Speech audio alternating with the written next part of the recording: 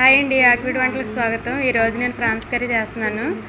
Onions cut చేసుకున్న టమాటాలు, green chilli, oil add చేసుకోవాలి, చిల్లీ పౌడర్ యాడ్ చేసుకోవాలి, టర్మరిక్ పౌడరు, సోంపు, మిరియాల పొడి, కస్తూరి మెంతి, ఇంకా బిర్యానీ లీవ్స్, యాలకులు, లవంగాలు, దాల్చిన చెక్క అన్నీ యాడ్ చేసుకోవాలండి. ఆయిల్ కూడా యాడ్ చేసుకోవాలి. ఇంకా అవన్నీ యాడ్ చేసుకోవాలండి. ఇవన్నీ ఒక పక్కన పెట్టుకుందాం. కడాయి పెట్టుకుందాము. ఆయిల్ యాడ్ చేసుకోవాలి. ఇప్పుడు ఆనియన్స్ వేగించుకోవాలండి. అవి దోరగా రావాలి, బ్రౌన్ కలర్లోకి. అవి వచ్చేటంత వరకు, అవి వేగేటంత వరకు చూసుకుంటూ ఉండాలి. గట్టితోటి కలియబెట్టాలండి. గట్టితోటి కలియబెట్టుకోవాలండి. బాగా తిప్పుతూ ఉండాలి. ఇప్పుడు మూత పెట్టుకుందామండి. మళ్ళీ ఒకసారి చూద్దాము. ఇంకా ఆనియన్స్ ఇంకా వేగలేదు, ఇంకా బ్రౌన్ కలర్లోకి రావాలండి. అవి వచ్చేటంత వరకు మనం వేగించుకోవాలి. తిప్పుకుందాం. మళ్ళీ ఒకసారి తీసి చూసిన తర్వాత మళ్ళీ గట్టితో తిప్పుకోవాలి. దాల్చిన చెక్క, యాలకులు, లవంగాలు, బిర్యానీ ఆకు వేసుకోవాలండి. కొంచెం దోరగా వేగాలి. మూత పెట్టుకోవాలి. ఒకసారి చూద్దాము. మళ్ళీ గట్టితో తిప్పుకోవాలండి. ఇప్పుడు కట్ చేసిన టమాటాలు ఉన్నాయి కదా, అవి కూడా నుజ్జు కింద అవ్వాలి, గ్రేవీగా రావాలండి. అవి కూడా వేయించుకుంటూ ఉండాలి, చూసుకుంటూ ఉండాలి. మళ్ళీ ఒకసారి మూత పెడదాం. మళ్ళీ ఒకసారి తీసి చూద్దామండి. ఇప్పుడు టమాటాలు అన్నీ ఉడికినాయి కదండి. అవి ఉడికిన తర్వాత మనం ఇప్పుడు పచ్చిరొయ్యలు వేసుకోవాలండి.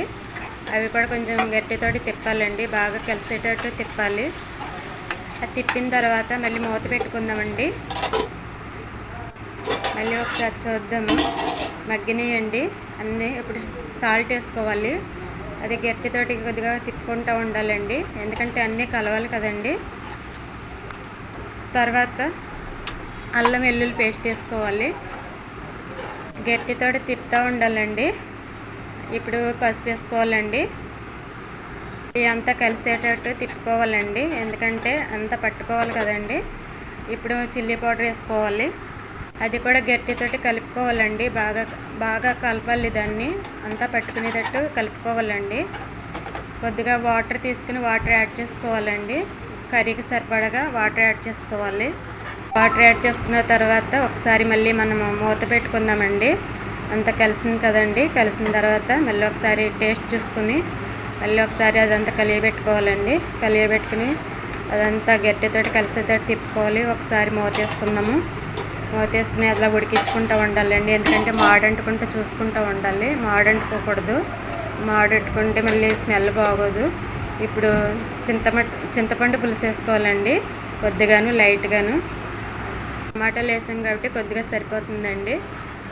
గట్టితో తిప్పుకోవాలి, మూత పెట్టుకోవాలి. ఒకసారి తీసుకుని చూద్దామండి. ఇప్పుడు మిరియాల పొడి వేసుకోవాలి. తర్వాత ధనియాల పౌడర్ వేసుకోవాలండి. గరం మసాలా వేసుకోవాలండి.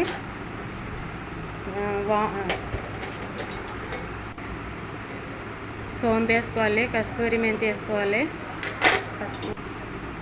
అవన్నీ కలిసేటట్టు గట్టితోటి తిప్పుకోవాలండి. మొత్తం పట్టుకోవాలి కదండి.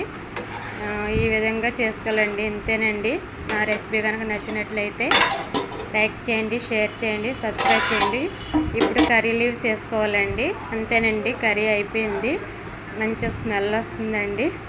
లైక్ చేయండి, మర్చిపోకండి. షేర్ చేయండి, సబ్స్క్రైబ్ చేయండి. ఇంతేనండి నేను చేసిన ఈరోజు రెసిపీ. ఈరోజు మా ఇంటి వంట అండి. తప్పకుండా నా వీడియో చూస్తున్నారు కదండి.